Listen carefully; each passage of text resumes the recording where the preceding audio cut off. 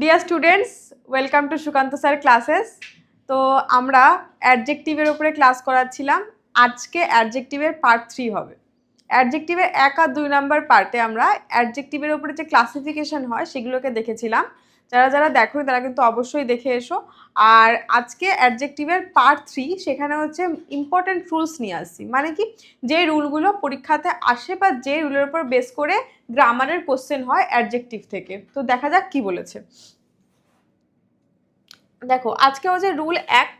মানে অ্যাডজেক্টিভ হচ্ছে এমন একটা টপিককে যেটা সবার সাথেই থাকতে পারে, নাউনের সঙ্গে থাকতে পারে, প্রোনাউনের সঙ্গে, সাবজেক্ট হয় এগ্রিমেন্টে, বা যে কোনো প্রকার এররের কোশ্চেন হচ্ছে অ্যাডজেক্টিভের থেকে হতে পারে। কিন্তু দেখো বলেছে যে an adjective modify only a noun or pronoun. Adjective কাকে নিয়ে কথা বলে? সাবজেক্টকে নিয়ে। তাহলে সাবজেক্ট শুধুমাত্র দুটো জিনিসই হতে পারে, হয় নাউন হতে পারে অথবা প্রোনাউন। সাবজেক্ট এর বাইরে আর কিছু কিন্তু হবে না। সাবজেক্ট হয় নাউন হবে, এই দুটো মিলিয়ে হবে হচ্ছে কি যে সাবজেক্ট, এর বাইরে আর কিছু হবে না। সাবজেক্ট আর অবজেক্ট এই দুটোকে মনে রাখো। অবজেক্ট অন্য কিছু, মানে কোনো কিছুর অবজেক্টিভ ফর্ম হতে পারে, কিন্তু সাবজেক্ট সবসময় নাউন আর প্রোনাউন হবে, এদের সাবজেক্টিভ ফর্মই হবে। আচ্ছা, এক্সপ্লেনেশন দেখো কি বলেছে, যে অ্যাডজেক্টিভের মেন ফাংশন হলো নাউন বা প্রোনাউনের quality, quantity, number, size, colour, age, condition etcetera এগুলোকে ডেসক্রাইব করা। এটি কখনো ভার্বকে মডিফাই কিন্তু করে না। ভার্বকে যে মডিফাই করে তার নাম হচ্ছে অ্যাডভার্ব। কিন্তু অ্যাডজেক্টিভ সাবজেক্টকে মডিফাই করে, আর সাবজেক্ট সবসময় নাউন অথবা প্রোনাউন হয়। দেখা যাক এক্সাম্পলে কি বলেছে। দেখো এক্সাম্পলে বলেছে she is a beautiful girl. দেখো এই গার্ল, এখানে এই গার্লটা হচ্ছে এই মানে কমপ্লিমেন্ট যাকে আমরা বলতে পারি এই সেন্টেন্সে। এই গার্ল কিন্তু হচ্ছে নাউন, বোঝা গেছে? তো নাউনকে মডিফাই করেছে কে? অ্যাডজেক্টিভ। তো বিউটিফুল হচ্ছে অ্যাডজেক্টিভ, ঠিক গার্লের আগে বসে রয়েছে, তোমরা পজিশনও দেখতে পেয়ে গেলে। আর গার্ল সম্পর্কে কথা বলেছে, তাই গার্লকে মডিফাই করেছে, গার্ল ইটসেলফ হচ্ছে নাউন। দেখা যাক, আই হ্যাভ 3 পেন্স। দেখো সংখ্যা বুঝিয়েছে, কোয়ান্টিটি মানে কি 3, সংখ্যায় 3টে আছে, তাহলে পেন নাউন, এর আগে বসে রয়েছে 3। নেক্সট হচ্ছে the old man is walking. দেখো ম্যান, কে হাঁটছে? ওল্ড ম্যান, অবশ্যই সাবজেক্ট দ্য ওল্ড ম্যান। আর দেখো ম্যানের আগে বসে রয়েছে হচ্ছে অ্যাডজেক্টিভ। তো এই হচ্ছে গেল আমাদের এক্সপ্লেনেশন উইথ এক্সাম্পল রুল 1 এর। আচ্ছা, এরপরে আমরা নেক্সট রুল দেখে নিই কি বলেছে। দেখো রুল 2তে বলেছে যে an adjective is generally placed before the noun it modifies. মানে কি জেনারেলি, সাধারণত বা ম্যাক্সিমাম কেসেসে আমরা বলতে পারি।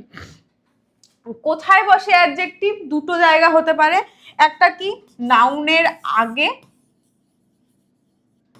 অথবা ভার্ব এর পরে। দুটো জায়গাতে অ্যাডজেক্টিভ হতে পারে, তোমরা কিন্তু লিখে নাও যে নাউনের আগে অ্যাডজেক্টিভ হতে পারে অথবা ভার্বের পরে অ্যাডজেক্টিভ হতে পারে। এই দুটো জায়গা ছাড়া অ্যাডজেক্টিভ বসে, কিন্তু জেনারেল বা মেইনলি এখানে কিন্তু অ্যাডজেক্টিভ বসে। তো নাউনের আগে যেটা রয়েছে সেই ওয়ার্ডটার পার্টস অফ স্পিচ বুঝতে না পারলে তোমরা 95% কেসেসে অ্যাডজেক্টিভ করে আসবে, অবশ্যই উত্তর ঠিক হবে। দেখো বলেছে যে এক্সপ্লেনেশন, সাধারণত অ্যাডজেক্টিভ নাউনের আগে বসে এবং নাউনের কোয়ালিটি ডেসক্রাইব করে, এটিকে অ্যাট্রিবিউটিভ অ্যাডজেক্টিভ বলে। আমি ক্লাসিফিকেশনে করিয়ে দিয়েছিলাম, তাও আমি এখানে একবার ডেসক্রাইব করে দিলাম। দেখো এক্সাম্পল বলেছে আর রেড রোজ। রোজ ইটসেলফ আর নাউন, ঠিক আছে? রোজ, রোজ হচ্ছে গোলাপ ফুল, গোলাপ, তাকে নিয়ে আরো বেশি করে বলা হয়েছে red rose.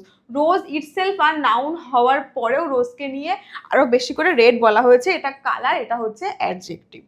An honest man, man হচ্ছে নিজে একটা নাউন, তার সম্পর্কে বলা হয়েছে, তাকে ডেসক্রাইব করা হয়েছে an honest man. A large building, building মানে কি বলবো, বিল্ডিং এর বাংলা মানে ইমারাত যাকে বলা হতে পারে, সেটা হচ্ছে কি লার্জ বলা রয়েছে, তো কি নাউনের আগে বসে রয়েছে হচ্ছে অ্যাডজেক্টিভ। তো এদেরকে বলা হয় অ্যাট্রিবিউটিভ অ্যাডজেক্টিভ। মানে কি যে সমস্ত অ্যাডজেক্টিভগুলো নাউনের আগে বসে তাদেরকে আমরা অ্যাট্রিবিউটিভ অ্যাডজেক্টিভ বলি। আচ্ছা, নেক্সট দেখা যাক কি রয়েছে। দেখো নেক্সট রুল 3তে আমরা চলে এসেছি, বলেছে আফটার আ লিঙ্কিং ভার্ব। তাহলে কি আগেরটাতে পেলাম নাউনের আগে বসছে, এটাতে কি পেলাম? After a linking verb. Linking ভার্বটা সব ভুলে যাও, ভার্ব মনে রেখো শুধু। নাউন আর ভার্ব এটা তো মনে থাকবে তো, নাউন আর ভার্ব, আর কিচ্ছু মনে রাখতে হবে না। নাউনের আগে বসে, ভার্বের পরে বসে। নাউন আর ভার্ব এই দুটো পার্টস অফ স্পিচ খালি মনে রাখবে। তো বলেছে after a linking verb use an adjective or an adverb. যে লিঙ্কিং ভার্বের আগে বসে তাকে আমরা অ্যাডজেক্টিভ বলবো, নট অ্যাডভার্ব। ভালো করে মনে রাখবে, অ্যাডভার্ব কিন্তু ভার্বকে মডিফাই করছে।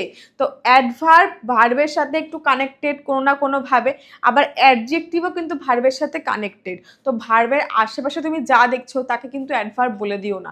ভালো করে লক্ষ্য করো ওয়ার্ডটা যে কি বলতে চাইছে বা কোথায় প্লেস করেছে ওয়ার্ডটা। তো নাউনের আগে থাকলে অ্যাডজেক্টিভ, ভার্বের পরে থাকলে অ্যাডজেক্টিভ। তো দেখো বলেছে after a linking verb use an adjective not an adverb.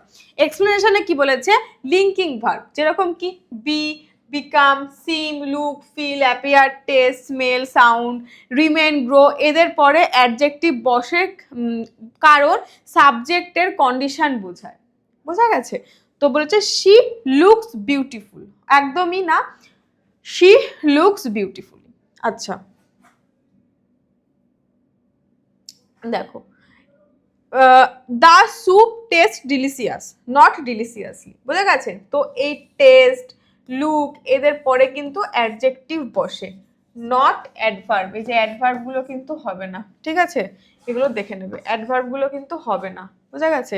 যে লুকস, টেস্ট, সিম, অ্যাপিয়ার তোমরা দেখলে এই সমস্ত ওয়ার্ডগুলোর পরে যেগুলো বসে সেগুলো হচ্ছে অ্যাডজেক্টিভ, নট অ্যাডভার্ব।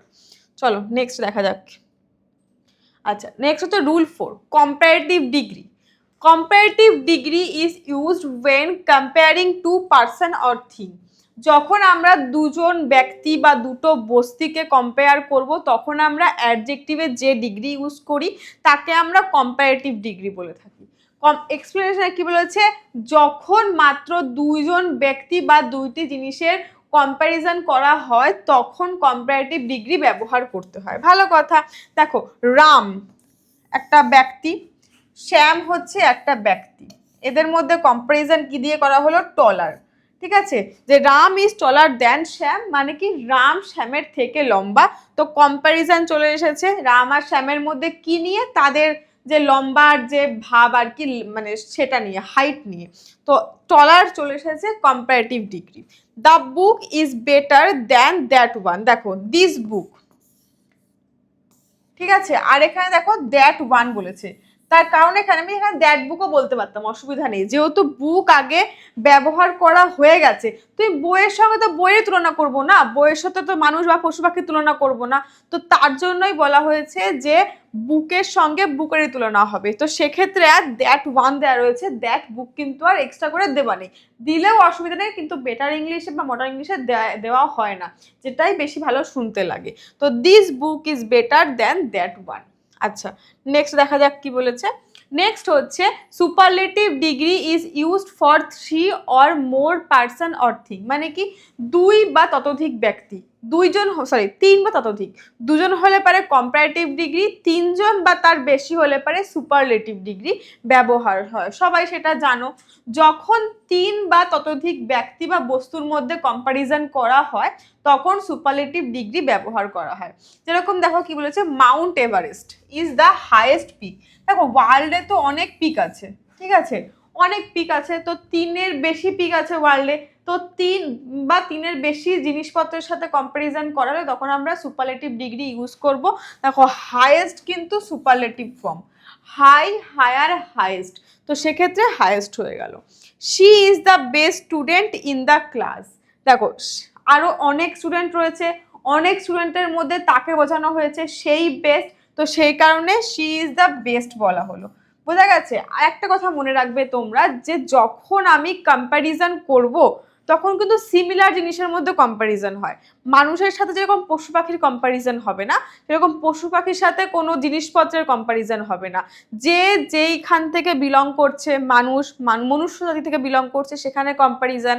কারো জামা হলে পরে জামার সাথে জামার কম্প্যারিজন, জামার সাথে কখনো মানুষের হাইটের কম্প্যারিজন হবে না, বা আমার হাইটের সাথে কখনো কারোর জ্ঞানের কম্প্যারিজন হবে না। তো এগুলো কিন্তু তোমরা সবাই একটু দেখে নেবে, কম্প্যারিজন সেম জিনিসের মধ্যেই কিন্তু করা হয়। তো আজকে অ্যাডজেক্টিভ অ্যাডজেক্টিভের এই পর্যন্তই থাকবে, বাকি রুলসগুলো নিয়ে আমরা পরের পার্টে আবার আসবো।